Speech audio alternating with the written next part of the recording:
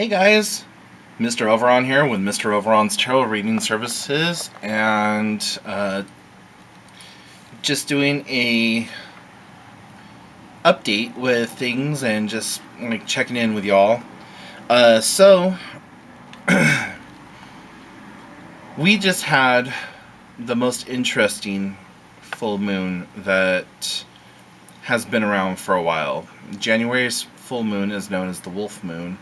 And according to folklore and superstition, the reason that it was called the Wolf Moon is because the Native Americans had this encampment, and every year around that time, they would be hooping and hollering right outside of the encampment because they were hungry, and so it just became known as the Wolf Moon.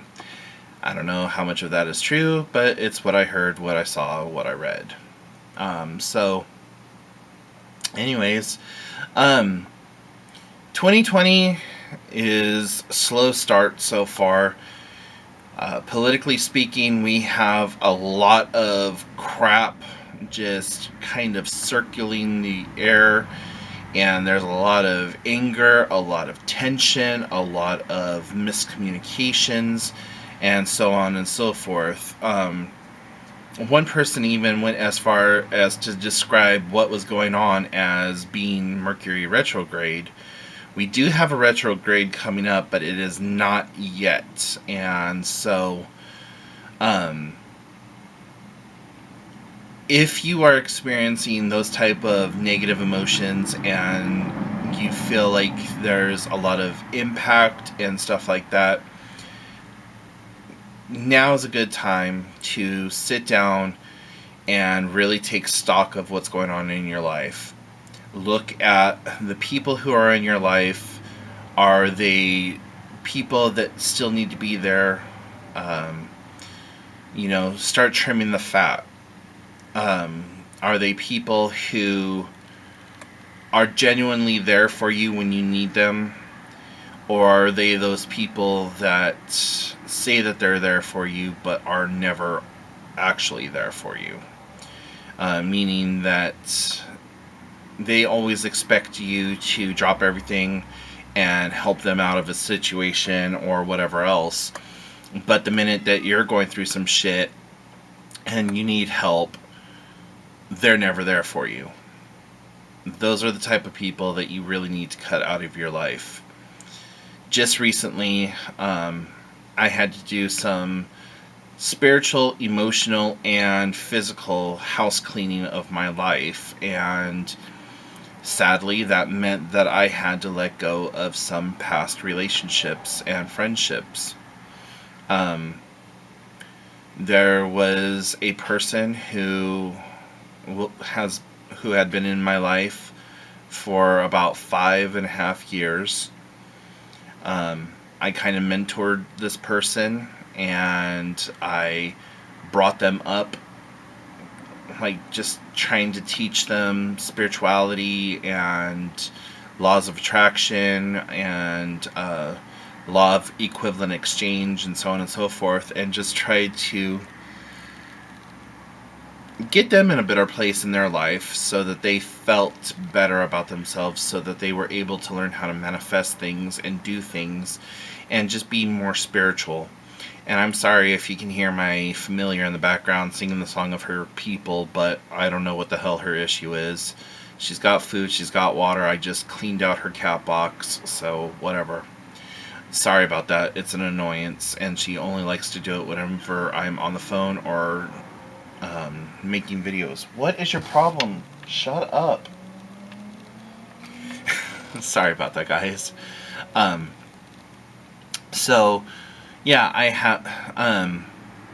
It was kind of mutual, our disconnecting from one another. I was just going through a lot of stuff and dealing with a lot of personal stuff, dealing with family things, and they were dealing with stuff, and so after not having talked for a month, the other day we finally talked with one another and mutually decided to go ahead and break it off. So I'm feeling a lot more relief and less stress having to try to continue to mentor this person, be their friend, their confidant, their whatever, so that I could just focus on myself. I put it in the hands of the gods. I said a little thing to the goddess one night, please allow those who aren't supposed to be in my life to exit gracefully. Let us leave on the terms of friendship and not bitter at one another. And so when this person decided that they no longer wanted me in their life and that a friendship was no longer conducive for the both of us, um, I extended the olive branch and said, well, I wish you no ill will. I hope that you continue to find that peace and happiness that you are looking for, and that you are able to blossom as a person. And if we should happen to see each other around town, because it's a small town, I hope that we can still meet as friends and not see each other and think, oh god, there's that fucker again, that type of situation. So I was like, okay, done.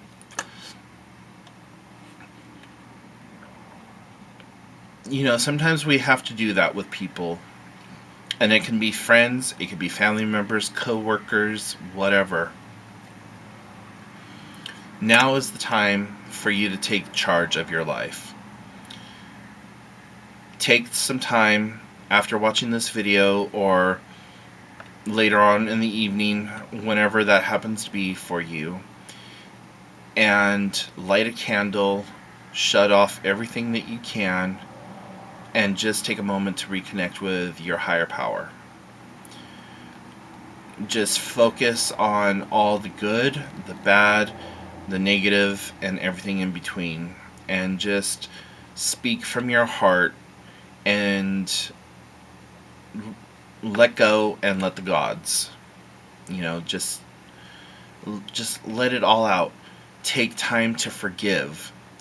Don't forgive the people for the sake of forgiving them.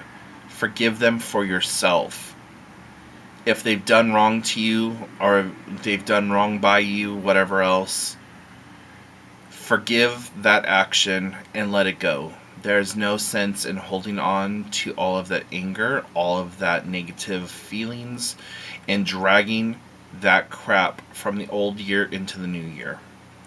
Also, while you are taking this time to just do emotional baggage check or whatever, if you feel you need to cry for whatever reason, if you're compelled to do so, let yourself experience those emotions. If you're mad, if you're angry, you're sad, you need to scream, you need to cry, you need to do whatever, do what that is that you are feeling moved to do. If you've just let it all out, it's going to be extremely cathartic and extremely freeing. I had to do this a while back ago with some stuff that I've been carrying around for way too long.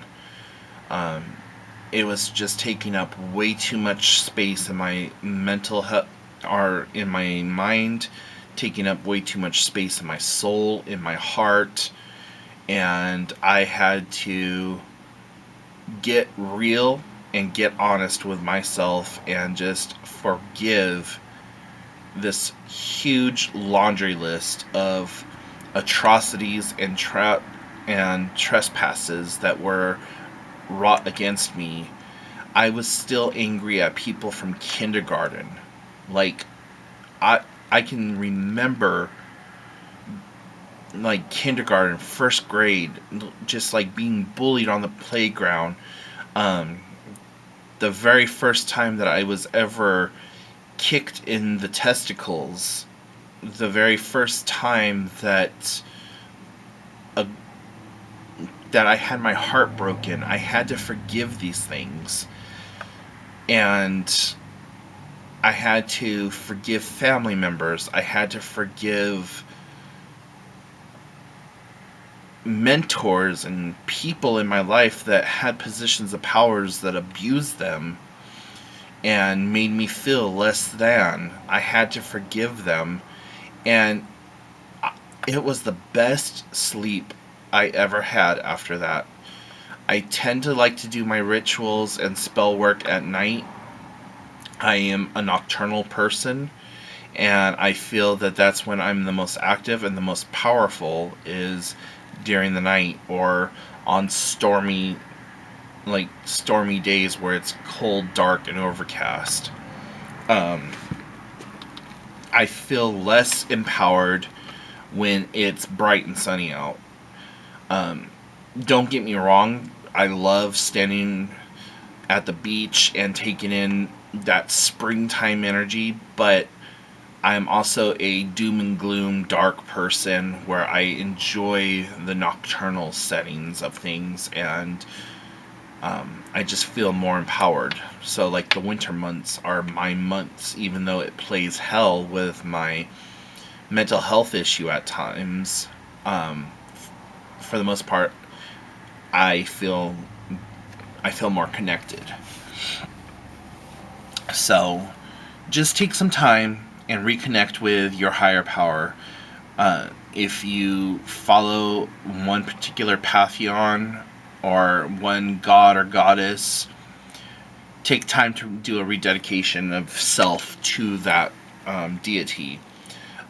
If you are agnostic and don't really see a higher power god type figure, then just rededicate yourself to yourself.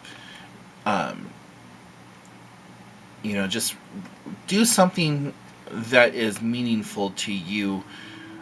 This ritual doesn't have to be anything large or extravagant or have all the bells and whistles, but just take time to forgive and to give yourself permission to forgive and to move past the pain. Let the tears from the past water that which you want to grow in the future.